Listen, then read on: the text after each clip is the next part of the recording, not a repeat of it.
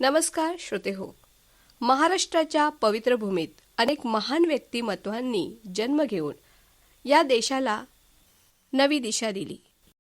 त्या तेजस्वी परंपरेतील एक अजरामर नाव म्हणजे पुण्यश्लोक अहिल्याबाई होळकर. श्रोते हो, 31 मे त्यांची आपण जयंती साजरी करतो. संपूर्ण देशभर त्यांच्या कार्याचा, विचारांचा आणि आदर्श नेतृत्वाचा जागर होत आहे. पुण्यश्लोक अहिल्यादेवी म्हणजे केवळ एक राज्यकर्ती नव्हत्या, तर त्या न्याय, करुणा, धर्म आणि विकास यांच्या अद्भुत संगम होत्या. त्यांच्या कार्यामुळे भारतातील तीर्थक्षेत्रांचे पुनरुज्जीवन झाले, समाजजीवन समृद्ध झाले आणि सर्व धर्म समभाव या विचाराला एक नवी दिशा मिळाली. श्रोते हो, राजमाता अहिल्याबाई होळकर यांची जीवनगाथा याविषयी सविस्तर जाणून घेण्यासाठी आज आपल्या आकाशवाणी स्टुडिओमध्ये ऑल इंडिया धनगर समाज महासंघ दिल्ली, महाराष्ट्र राज्य, कोकण प्रदेश अध्यक्ष नवलराज काळेसर उपस्थित आहेत. त्यांचं आकाशवाणी सिंधुदुर्ग नगरी केंद्राच्या स्टुडिओमध्ये स्वागत. आज त्यांच्याकडून या पुण्यश्लोक अहिल्याबाई होळकर यांच्या जीवनगाथेविषयी सविस्तर जाणून घेणार आहोत. नमस्कार सर. नमस्कार. संपूर्ण भारतात अत्याचार वाढले असताना सह्याद्रीच्या शिखरावरून छत्रपती शिवाजी महाराजांच्या हिंदवी स्वराज्याचा उदय झाला. अवघ्या काही वर्षातच मावळ्यांनी हर हर महादेवची गर्जना करत नर्मदा ओलांडली. स्वदेश आणि स्वधर्माचा भगवा अटकपासून कटकपर्यंत फडकवला. याच कालखंडात मावळ प्रांताच्या भूमीत 18व्या शतकामध्ये एका हातात शास्त्र आणि एका हातात शस्त्र घेऊन सैतानांशी लढा देत 28 वर्ष राज्यकारभार सांभाळत महाराष्ट्राच्या कन्येने आपल्या कर्तृत्वाची गगनभेदी कमान उभी केली. ते महान व्यक्तिमत्व म्हणजे पुण्यश्लोक अहिल्यादेवी होळकर. पुण्यश्लोक अहिल्यादेवी होळकर यांची जीवनगाथा या विषयावरती बोलण्यासाठी सिंधुदुर्ग नगरी केंद्राच्या स्टुडिओमध्ये मला आमंत्रित केल्याबद्दल आकाशवाणीचे मी मनपूर्वक आभार व्यक्त करतो. सर, एक अतिशय दानशूर, धर्मपरायण आणि कार्यक्षम राज्यकर्ती म्हणून आपण पुण्यश्लोक अहिल्याबाई राजमातेकडे पाहतोय. तर त्यांचा जन्म, त्यांचं कुटुंब आणि त्यांचं बालपण याविषयी आपण थोडक्यात काय सांगाल? पुण्यश्लोक अहिल्यादेवी होळकरांचा जन्म 31 मे 1725 रोजी महाराष्ट्रातील अहमदनगर म्हणजेच आत्ताचे अहिल्यानगर जिल्ह्यातील जामखेड तालुका चौंडी या गावी झाला. त्यांच्या वडिलांचे नाव मानकोजी शिंदे होते. ते चौंडी गावचे पाटील होते. त्यांची आई सुशीलाबाई शिंदे होत्या. त्या धनगर समाजातील एक अत्यंत प्रतिष्ठित कुटुंबातून होत्या. बालपण त्या काळी मुलींना शिक्षण देण्याची पद्धत नसतानाही त्यांच्या वडिलांनी म्हणजेच मानकोजी शिंदे यांनी त्यांना लिहायला वाचायला शिकवले होते. लहानपणापासूनच अहिल्याबाईंना देवधर्माची आवड पण होती आणि त्या अत्यंत धार्मिक आणि सेवाभावी वृत्तीच्या होत्या. वडिलांकडून त्यांना धार्मिकता, साधेपणा आणि प्रामाणिकपणाचे संस्कार मिळाले. लहान वयातच त्यांना शिवभक्ती आणि जीवाची पर्वा न करता आपले कर्तव्य पार पाडण्याची शिकवण वडिलांकडून मिळाली होती. त्याचा त्यांच्या भावी राज्यकारभारावर मोठा प्रभाव पडला. वडील गावचे पाटील असल्याने त्यांना लहानापासूनच प्रशासकीय बाबीची आणि न्यायदानाचा काहीसा अनुभव पाहायला मिळाला. लहान वयातच अहिल्याबाईंच्या व्यक्तिमत्वात अनेक मोठे गुण दिसून येत होते. अखंड शिवभक्ती आणि धर्मपारायणता, करारी जबाब, धाडशी, करुणा आणि सेवाभावी, बुद्धिमत्ता आणि चातुराई. लहान वयातच निर्णय घेण्याची क्षमता आणि बुद्धिमत्ता यांच्याकडे होतीच. याचंच एक जिवंत उदाहरण म्हणजे जेव्हा थोरले बाजीराव पेशवे, सुभेदार मल्हारराव होळकर जेव्हा आपलं सैन्य घेऊन आपल्या भागाचा दौरा करत असताना एका नदीकाठी वाळवंटात त्या ठिकाणी वाळूत 4-5 मुली खेळत होत्या. 7-8 वर्षाच्या मुली होत्या सर्व. आणि त्या ठिकाणी एका मुलींनी शिवपिंड तयार केलेली होती. आणि अचानक मल्हारराव होळकरांच्या ताफ्यातील घोड्यांनी उधळून गेले आणि त्यांच्याकडे चाल करून गेले. सर्व ज्या मुली होत्या त्या घाबरून सैराबैरा पळू लागल्या. पण एक तेजस्विनी अशी मुलगी होती, ती त्या ठिकाणी जे शिवलिंग तयार केलं होतं ते वाचवण्यासाठी तिला धरून त्या ठिकाणीच ती बसली. घोडा उधळत उधळत तिने घोडा त्यांच्या अंगावरून चाल करून गेला आणि नंतर जे बसलेले थोरले बाजीराव पेशवे किंवा मल्हारराव होळकर होते त्यांनी त्या मुलीकडे गेले आणि तिला सांगितलं, बाळ, घोडा तुझ्याकडे येत होता चाल करून, तुला मृत्यूसुद्धा मिळाला असता. अशावेळी त्या 8 वर्षाच्या मुलीने उत्तर दिले की मी शिवलिंग तयार केलं होतं, शिवपिंडी तयार केली होती आणि जे मी निर्माण केलं आहे ते मला त्याचं संरक्षण करणं हा माझा अधिकार आहे, हा माझा गुण आहे, हा माझा धर्म आहे आणि त्याच्यामुळे मी निर्माण केलेलं तोडू देणार नाही. मग माझ्या जीवाचं काही बरं वाईट झालं तरी चालेल. आणि हे वाक्य जेव्हा मल्हारबानी आणि थोरले बाजीराव पेशव्यांनी ऐकलं तेव्हा ह्या मुलीच्या हातून भविष्यात काहीतरी घडू शकतं. म्हणजे आपण निर्माण केलेली गोष्ट मोडू द्यायची नाही, म्हणजे जीवाची पर्वा न करता ही वयाच्या 8व्या वर्षी करते. मग त्या ठिकाणी सर्व त्यांची माहिती घेतली, मानकोजी शिंदेंची लेक आहे असं समजलं आणि मग त्या ठिकाणी मग नंतर आपले पुत्र खंडेराव यांच्यासाठी मल्हारबानी अहिल्याबाई होळकरांचा हात मागला आणि त्यानंतर त्यांचा विवाह खंडेरावांशी झाला. म्हणजे एकंदरीत 8 वर्षाच्या तेजस्विनी मुलीने जे कर्तृत्व दाखवलं ते निश्चितपणाने त्यांच्या कुटुंबाकडून मिळालेले जे संस्कार होते, वडिलांकडून मिळालेली जी शिकवण होती, त्या दृष्टिकोनातून त्यांनी ते केलं होतं आणि त्यामुळे त्यांना निश्चितपणाने त्यांच्या वडिलांच्या शिकवणीचा भविष्यात खूप मोठ्या प्रमाणाचा फायदा झालेला आहे. सर, त्यांचे वडील मानकोजी शिंदे यांनी त्यांच्यावर केलेला संस्काराचा त्यांच्या बालपणावरच चांगला प्रभाव पडला हे दिसून येते. पण त्यानंतर त्यांचा विवाह झाला, परंतु पती खंडेराव होळकर यांचं निधन आणि त्यानंतर पुत्राच्या मृत्यूनंतर त्यांनी राज्य कारभाराची सूत्रे हातात घेतली आणि त्यानंतरचा त्यांचा प्रवास कसा झाला? 1733 साली म्हणजे वयाच्या 8व्या वर्षी पुण्यश्लोक अहिल्यादेवी होळकरांचा खंडेरावांशी विवाह झाला आणि त्यानंतर शिंदे घराण्यातून होळकर घराण्यात त्यांचा प्रवेश झाला. शिंदे घराण्यात असताना लिहिण्या वाचण्याची जी काही शिकवण वडिलांच्या माध्यमातून मिळाली ती त्यांची तिथे चालू झाली आणि मल्हारबा प्रत्येक त्यांच्या ज्या हालचाली होत्या त्या हेरत होते आणि त्या ठिकाणी मल्हारबांनी हे सगळं पाहून त्यांना अधिक शिक्षण देण्याचं प्रयोजन केलं. म्हणजे त्या काळामध्ये स्त्री शिक्षण हे नव्हतंच, स्त्रीला शिक्षण देणं ही खूप मोठी बाब होती आणि अशा काळात सासऱ्याने सुनेला शिक्षण देणं हे खरोखरच व्याख्यानाजोगं होतं आणि सगळ्यांना प्रेरणादायी होतं. आणि त्यानंतर गणिती शिक्षण असेल, राज्यकारभारातला जो व्यवहार असेल, नंतर घोडेस्वार असेल, त्यानंतर लढाईच्या काही शिक्षण असेल, प्रशिक्षण असतील, हे सर्व प्रशिक्षण खंडेरावांसहित त्यांनी अहिल्याबाई होळकरांना दिले. विवाहानंतर 1754ला कुंभेरीच्या लढाईत पती खंडेराव यांना वीरमरण आले. त्या काळात सती जाण्याची प्रथा होती. सासरे मल्हारराव यांच्या आग्रहाखातर आणि प्रजेच्या कल्याणासाठी सती न जाण्याचा निर्णय घेतला. विवाहानंतरच्या काही घटना ज्या घडल्या त्या खरोखरच त्यांना अडचणीच्या होत्या. पती खंडेरावांचा मृत्यू, त्याच्यानंतर सासरे मल्हाररावांचा 1766ला मृत्यू झाला. खऱ्या अर्थाने अहिल्याबाईंचे ते मार्गदर्शक होते. मार्गदर्शक आपल्यातून निघून गेल्यानंतर थोडंसं खच्चीकरण होतं. त्यानंतर पुत्र मालेराव यांचा 1 वर्षानंतर 1767ला त्यांचा मृत्यू झाला. त्यानंतर खऱ्या अर्थाने घरातील सर्व पुरुष वीरमरण त्यांना आलेलं होतं आणि एकटी स्त्री. मग त्यानंतर त्यांना मावळ प्रांताचा संपूर्ण राज्यकारभार पुण्यश्लोक अहिल्यादेवी होळकरांनी आपल्या हाती घेतला आणि हे घेतल्यानंतर महेश्वरीची राजधानी म्हणून त्यांनी स्थापना केली.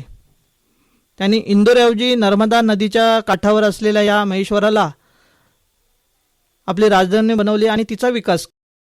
अनेक मंदिरं, धर्मशाळा, काशी विश्वनाथ मंदिर असेल, सोमनाथ, अयोध्या, मथुरा, हरिद्वार, द्वारका, बद्रीनाथ, केदारनाथ, रामेश्वरम आणि अमरकंटक यांसारख्या भागातील प्रमुख तीर्थक्षेत्री त्यांनी मंदिरे, घाट, धर्मशाळा आणि विहिरी बांधल्या व त्यांचा जीर्णोद्धार केला. न्यायप्रिय शासन, दुष्काळात प्रजेला मदत, महिला सक्षमीकरण आणि महेश्वरी साडी, जे आजही आपल्याकडे प्रसिद्ध महाराष्ट्राची महेश्वरी साडी आहे, त्या उद्योगाला प्रोत्साहन देऊन त्यांनी रयतेच्या कल्याणासाठी कार्य केले. आता पुरुष प्रधान त्यावेळी आपला देश होता. स्त्रीला तेवढं महत्त्व देणारे काही लोक नव्हते आणि अशा काळात ही राणी म्हणून त्या ठिकाणी वावरत होती. त्यावेळी आपल्या आजूबाजूला असणाऱ्या सरदारांचा, काही पेशव्यांचा त्यांना विरोध होता. पेशव्यांनी जेव्हा त्यांच्या विरोधात फौज पाठवली तेव्हा त्यांनी निधड्या छातीने सामना केला आणि प्रसंगी स्त्रियांची फौज तयार करण्याची तयारी दर्शवली. 18व्या शतकामध्ये साधारण 1767 ते 1795 म्हणजे मृत्यू होईपर्यंत सुमारे 3 दशकं म्हणजे 28 वर्ष अत्यंत कार्यक्षमतेने आणि न्यायबुद्धीने त्यांनी राज्य केले. अनेक संकट त्यांच्यावरती आलेले आहेत. पती खंडेराव यांच्या निधनानंतर त्यांनी स्वतःला कसे सावरले हे जर सांगायचं असेल, आता मगाशी तुम्ही विचारल्याप्रमाणे, तर 1754 मध्ये कुंभेरीच्या युद्धात पती खंडेराव होळकर यांचं निधन झाल्यानंतर अहिल्याबाई होळकरांनी असीम दुःखाला धाडसात बदलले. त्यांनी केवळ वैयक्तिक दुःखावर मात केली नाही तर राज्याची धुरा यशस्वीपणे सांभाळली. त्यांनी स्वतःला सावरले ते कसं? सती जाण्यापासून तर परावृत्त कसं झाले. पतीच्या निधनानंतर अहिल्याबाई होळकर सती जाण्यास तयार होत्या त्यावेळी प्रथेप्रमाणे, परंतु सासरे मल्हारराव होळकर यांनी त्यांना समजावून सती जाण्यापासून रोखले आणि त्यांना राज्याची जबाबदारी देण्यास प्रवृत्त केले. त्या सती न जाता त्यांनी कर्तव्य निवडले. त्यावेळी हे सगळं झाल्यानंतर मल्हारबांनी समजवल्यानंतर त्यांनी सती न जाण्याचा निर्णय घेतला आणि तो त्या काळी सामाजिक रूढीच्या विरुद्ध होता. त्या स्वतः सती गेल्या नाहीच त्यावेळी, तर त्यांनी सर्व स्त्रियांना सती जाण्यापासून रोखले.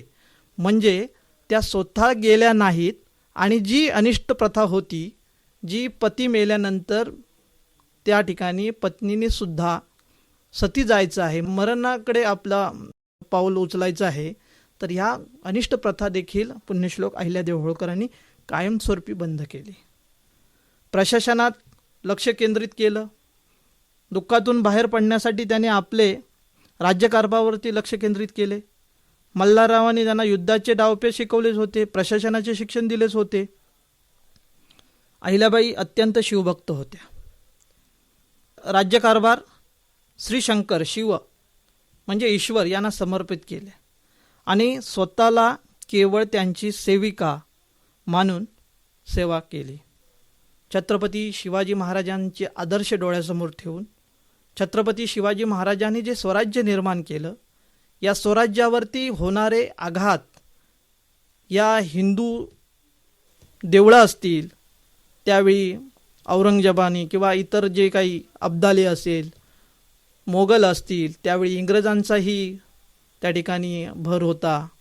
ते पण या ठिकाणी आपल्या देशामध्ये आले होते व्यापाराच्या निमित्ताने. एका बाजूला इंग्रज असतील, एका बाजूला अब्दाली, एका बाजूला मोगल असतील, अशा सर्वांचा सामना. आणि सर्वात मोठा दुश्मन म्हणजे कोण? तो स्वकीय, आपल्या बाजूचाच. त्यांच्याशी देखील 2 हात करण्याचं काम पुण्यश्लोक अहिल्यादेवी होळकरांनी केलं. तुकोजीराव होळकर हे एक त्या ठिकाणी इसम होते. त्यांचं सेनापती म्हणून त्यांनी नियुक्ती केली. स्वतः राज्यकारभार हातामध्ये घेतला. त्यांनी त्या काळात महिलांचे सैन्य उभे केले. आवश्यकतेनुसार युद्धाचं नेतृत्व देखील केलं. त्यांनी आपले दुःख विसरून प्रजेची सेवा, महेश्वर येथे राजधानी स्थापन, मंदिरांचा जीर्णोद्धार आणि रस्ते, पाण्याचे नियोजन करून स्वतःला लोककल्याणाच्या कार्यात झोकून दिले. थोडक्यात सांगायचं झालं तर पुण्यश्लोक अहिल्यादेवी होळकरांनी आपल्या वैयक्तिक शोकाला एक शक्ती म्हणून वापरले आणि एक न्यायप्रिय व खंबीर शासक म्हणून स्वतःची ओळख निर्माण त्यांनी केली. आणि म्हणूनच सर, या राजमातेला आपण लोकमाता, राजमाता, वीरांगणा, पुण्यश्लोक, गंगाजल निर्मळ, मातोश्री अशा शब्दातून त्यांच्याविषयी आदर आजही या जनमानसात दिसतोय. तर एक स्त्री म्हणून राज्य चालवताना बऱ्याच संकटांना त्यांना सामना करावा लागला. त्याविषयी आपण काय सांगाल? पुण्यश्लोक अहिल्यादेवी होळकर यांनी पती खंडेरावांचा मृत्यू झाला. त्याच्यानंतर मल्हाररावांचा झाला. 1767 पुत्र मालेराव यांचं अकाली निधन झालं. प्रचंड मानसिक आणि सामाजिक आव्हानांचा त्यांना त्यावेळी सामना करावा लागला. त्या ठिकाणी ते खचून न जाता त्यांनी ध्येयाने प्रजेच्या हितासाठी राज्यकारभार सांभाळलाच. पुत्र मालेराव यांच्या निधनामुळे त्या खचल्या, परंतु तरीही त्यांनी स्वतःच्या दुःखापेक्षा प्रजेचे दुःख मोठे मानले. सामाजिक आणि राजकीय आव्हाने त्यांच्यासमोर यानंतर निर्माण झाली. ती कशी? एका स्त्रीने राज्य चालवणे, विशेषतः विधवा स्त्रीने, त्या काळी कठीण होते. पुरुष सरदार जे होते त्यांनी त्यांना विरोध केला. पुरुष सरदाराने विरोध केला, पण त्यांनी तो ध्येयाने परतवून लावला. हे एक आव्हानच होतं ना त्या काळी. 18व्या शतकामध्ये एका स्त्रीने राज्य चालवावे, एका स्त्रीने नेतृत्व करावं, बरोबर, आणि पुरुष प्रधान सरदारांनी त्यांच्या मागून काम करावं, हे काही लोकांना पटत नव्हतं, खटकत होतं. मग त्यांना देखील कसं हँडल करायचं ते त्यावेळी त्यांनी ते आव्हान स्वीकारलं आणि त्यातून त्यांना त्यांचं मनपरिवर्तन करून त्यांनी आपल्या समाविष्ट केलं. त्यानंतर वारसा हक्काचा संघर्ष आला. मुलगा गेल्यानंतर होळकर घराण्याचे वारसदार म्हणून त्यांनी तुकोजी होळकर यांना सैन्य दलाचे प्रमुख बनवले आणि स्वतः प्रशासनाची सूत हातात घेतली. मागाशी बोलल्याप्रमाणे तुकोजी होळकरांना त्यांनी प्रशासक बनवले होते.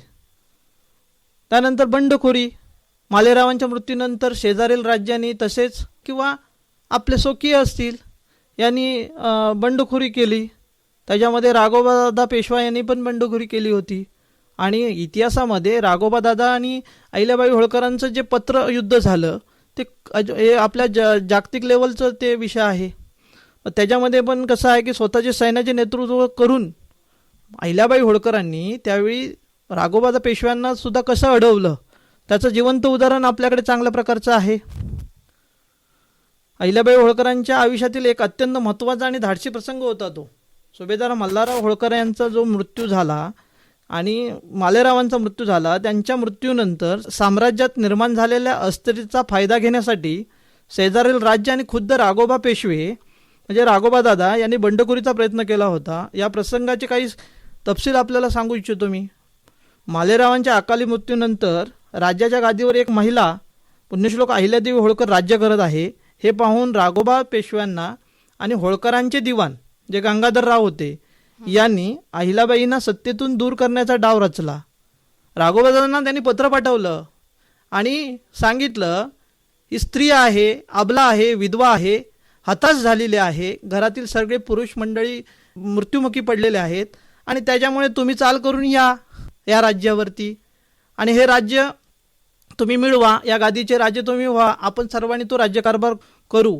आणि त्याच्यानंतर हा सगळा प्रसंग अहिल्याबाई होळकरांना समजला. त्यानंतर अहिल्याबाई खचून न जाता प्रसंगावधान राखले. त्यांनी तात्काळ मराठा सरदार विशेषतः तुकोजीराव होळकर ज्यांना प्रमुख केलं होतं, महादजी शिंदे यांसारख्यांकडे मदत मागितली आणि स्वतः सैन्याचे नेतृत्व करण्याची तयारी दर्शवली. 18व्या शतकामध्ये महिलांचं सैन्य उभं पुण्यश्लोक अहिल्यादेवी होळकरांनी केलं. हे जिवंत आणि चांगलं उदाहरण आजच्या पिढीसाठी असू शकतं. पण त्यावेळी माणसं गोळा करताना कठीण होतं. त्यावेळी महिलांचं सैन्य उभं केलं. त्यामध्ये पुरुष पण होते, विशेषतः स्त्रीचे पण काही लष्करी तुकड्या होत्या. त्या तयार करून थेट युद्धभूमी काढण्याचा निर्णय घेतला. जेव्हा 5000 सैन्य घेऊन राघोबा पेशवे अहिल्याबाई होळकरांच्या मावळ प्रांताच्या कारभारावरती किंवा राज्यावरती चाल करून येत होते, तेव्हा महिलांचं सैन्य उभं करून त्यांनी पत्रव्यवहार केला. त्याच्यामध्ये सांगायचं झालं तर राघोबा पेशव्यांना त्यांनी पत्र लिहिलंय शिवशंभो स्मरून. म्हणजे ते पत्राचं सुरुवात करताना शंकर आणि छत्रपती शिवाजी महाराजांची जी प्रेरणा होती त्यातून त्यांना स्मरून पत्र लिहिते. आणि त्यांना असं पत्र लिहिलंय की राघोबा दादा, तुम्ही माझ्यावरती काही 5000 सैन्य घेऊन माझ्यावरती चाल करून येत आहे माझ्या राज्यावरती असं समजते, परंतु मी देखील महिलांचं सैन्य उभं केलंय आणि हे सैन्य घेऊन मी तुमच्यावरती युद्ध करण्यास सक्षम आहे. मी त्या युद्ध मैदानावरती मी नेतृत्व करणार आहे, तुम्ही या. पण मात्र हे युद्ध झालं आणि यदाकदाचित आम्ही जिंकलो तर तुम्हाला जगामध्ये तोंड दाखवायला जागा राहणार नाही. आणि यदाकदाचित आम्ही हरलो तर जगात तुमची प्रसिद्धी अशी होईल, स्त्रियांबरोबर ती लढाई केली. म्हणजे जिंकूनही तुम्ही अयशस्वी होणार आहात. या करारी पत्रात, मुत्सद्दी पत्राने राघवदादा विचार करायला लागला. कारण त्यांना जो मेसेज पोचला होता किंवा माहिती पोचली होती, काय पोचली होती की स्त्री अबला आहे, विधवा आहे, हताश झालेली आहे, ही तुम्ही चाल करून आल्यानंतर तुमच्याकडे तुम्हाला राज्य सोडेल, तुम्ही या. पण हे काही उलटच आहे.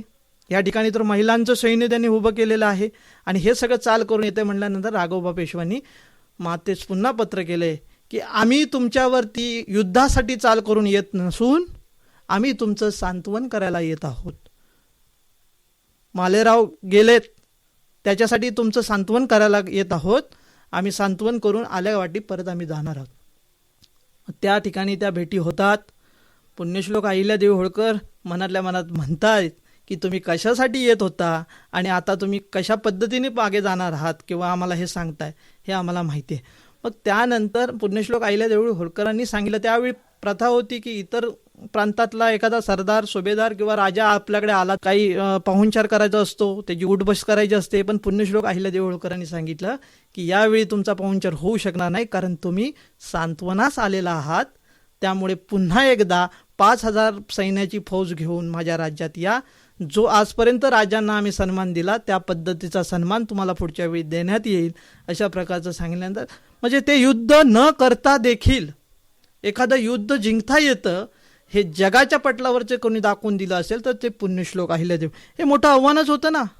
स्त्री शक्तीला रोखण्याचं काम त्यावेळी केलं. म्हणजे 18व्या शतकामध्ये जर एक महिला नेतृत्व करून जर महिलांचं सैन्य उभं करू शकते, त्यावेळी सोशल मीडिया नाही, अशा वेळी पुण्यश्लोक अहिल्यादेवी होळकर एवढं मोठं सैन्य उभं करू शकतील, तर निश्चितपणाने आजच्या युवकांनी किंवा आजच्या पिढीने तो प्रेरणा घेणे गरजेचं आहे.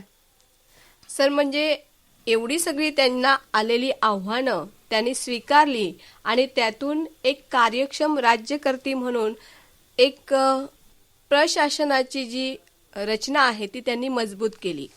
तर प्रशासन आणि न्याय व्यवस्था जर लक्षात घेतली तर त्यांच्या राज्यकारभारातील जी न्याय व्यवस्था होती ती कशा पद्धतीने होती?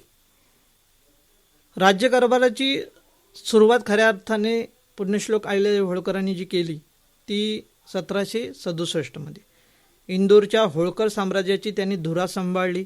28 वर्षाचा जो कार्यकाल होता, 1767 ते 1795, मावळ प्रांताच्या इतिहास सुवर्णकाळ मानला जातो. त्यांच्या कारभाराची सुरुवात आणि आव्हाने ती आपण आता बघितलीच. पण राज्यकारभार स्वीकारताना अहिल्याबाई होळकर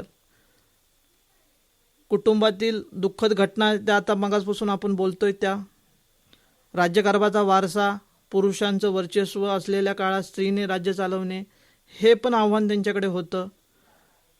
बंडखोरीचा विषय होता, बाह्य आक्रमक होती आणि प्रशासकीय वारसा. मल्हाररावांच्या निधनानंतर एका छोट्याशा खेड्यासारख्या इंदोरचे शहरात रूपांतर करणे आणि आर्थिक स्थिती लावणे कठीण होते. पुण्यश्लोक अहिल्यादेवी होळकरांनी प्रशासनाची रचना कशी मजबूत केली याबाबत बोलायचं झालं तर महेश्वरीची राजधानी केली. इंदोरऐवजी नर्मदा नदीच्या काठावर महेश्वर येथे आपली राजधानी वसवली आणि प्रशासनाचे केंद्र बनवले. तुकोजीराव होळकर यांची लष्करी कमांडर म्हणून नियुक्ती केली आणि सरंजामी पद्धत मजबूत केली. त्यामुळे स्थानिक सरदार स्वायत्तपणे पण राज्याच्या नियंत्रणात काम करत होते. स्वतंत्र काम करण्याचा त्यांनी अधिकार दिला होता, पण त्याचं नियंत्रण जे होतं ते पुण्यश्लोक अहिल्यादेवी होळकरांकडे होतं. न्यायव्यवस्थाबाबत बोलायला गेलात तर निपक्षपाती, जलद आणि कल्याणकारी होती. लोककल्याणकारी त्यांची ती पद्धत होती, व्यवस्था होती. त्याने स्वतःच्या मुलाला देखील गुन्ह्यासाठी शिक्षा देण्यासाठी पुढे मागे पाहिलं नव्हतं. म्हणजे त्या ठिकाणी माझं ते परक ते आपलं, अशा गोष्टी, भेदभाव नव्हता, भेदभाव कुठला केलेला नाही. त्या ठिकाणी समान न्याय, समभाव हात ठेवूनच त्यांनी न्यायनिवाडा त्या ठिकाणी केला. शेतकऱ्यांसाठी सुविधा दिल्या, कर प्रणाली सुलभ केली आणि व्यापार उद्योगाला चालना दिली. त्यांनी महेश्वरी साड्या उद्योगाला प्रोत्साहन दिले. अनेक विधवा स्त्रियांना रोजगार निर्मितीसाठी महेश्वरी साडी बनवण्यासाठी त्यांना रोजगार तिथे निर्माण करून दिला. रस्ते, मंदिरे, धर्मशाळा, विहिरी बांधल्या. भिल आणि इतर आदिवासी जमातींना सैन्यात भरती करून संरक्षणाचे काम देऊन गुन्हेगारी केली. म्हणजे त्या काळामध्ये काही लोक दरोडेखोर, चोरी अशा लोकांना पकडले गेले. परंतु ते चोरी का करतात, ते गुन्हेगारी का करतात याचा शोध लावला. तर त्या ठिकाणी असलेली आर्थिक परिस्थिती आणि त्या परिस्थितीच्या नुसार ते त्या ठिकाणी वागत असत. हाताला काम नसल्यामुळे बेविचार करायचे आणि मग चोरी अशा सगळ्या गोष्टी होत्या. मग त्यांना आपल्या सैन्यात भरती करून त्यांना रोजगार दिला, त्यांच्या कुटुंबाचे पालनपोषण केले आणि त्यामुळे दोन गोष्टी झाल्या. गुन्हेगारी संपुष्टात आली, रोजगार निर्मिती झाली आणि त्या दृष्टिकोनातून त्यांनी पुढची सुरक्षितेच्या बाबतीत सुद्धा ह्या पावलं उचलली. अहिल्याबाई होळकर यांनी आपल्या कार्यक्षमतेमुळे, धर्मपारायणामुळे आणि लोककल्याणाच्या भावनेतून एक तत्वज्ञानी राणी म्हणून लौकिक मिळवला होता. प्रशासन आणि न्यायव्यवस्थाबद्दल जर बोललात तर सर्वोच्च न्याय त्या स्वतः न्यायदानात सक्रिय भाग घेत.